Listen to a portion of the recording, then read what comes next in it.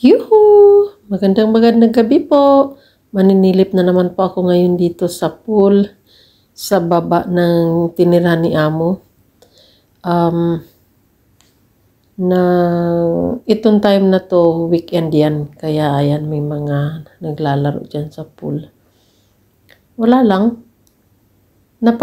Napag-isipan ko na namang silipin lang yung aming baba sa baba ng building ni Amo dahil nga nagdidilig ako ng halaman at maingay yung mga bata sa baba. Ayan pala at sila ay nagsuswimming. Ayan, yan lang po. Kung minsan ay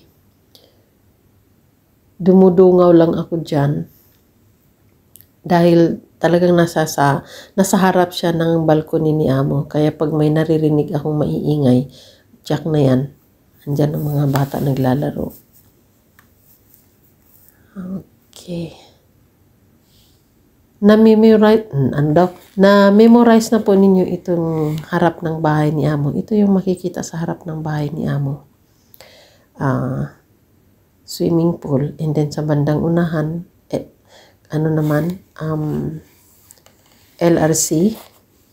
Pero yun na nga, medyo distance ng kaunti sa bahay. At hindi mo makikita yung dagat dahil natakpan na sa mga matataas na building. Dati yung amo ko dun sa kabilang building, nakikita namin yung dagat. Pero dito, wala ka ng dagat makita dahil natakpan sa mga building. Ayan.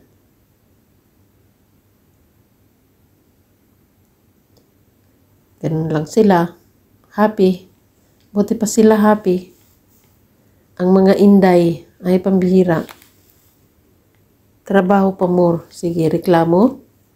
Huwag na magreklamo. Ayan. Maganda tingnan. Maganda pagka-design ng pool nila. Oh. Tapos, yung mga green-green. Parang drawing lang kung tingnan sa malayo, Ayan. Tapos, yun sa unahan, yung makikita ninyong, makikita ninyo, ayan, yan siya, tennis court yan. And then, yung isa, swimming pool naman ng LRC. Ayan, ang ipinukos ko ay ang tennis court. Tapos yun sa bandang unahan ay swimming ng LRC.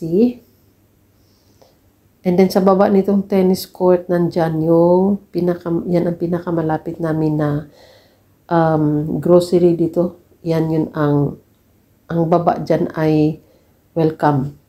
Marketplace. Ayan. Marketplace yung sa ibaba. Grocery store. Ano lang yan dito sa bahay. Dito sa tinitirhan ni Amo. Elevator lang kami dito. 4 na elevator. Makalabas na kami dyan. Ayan. Elevator lang ang ilalim nitong swimming pool paglabas hanggang doon. Ayan. Puro elevator yan. Connect. 4 na elevator dyan sa ilalim. Okay. Okay. Bye!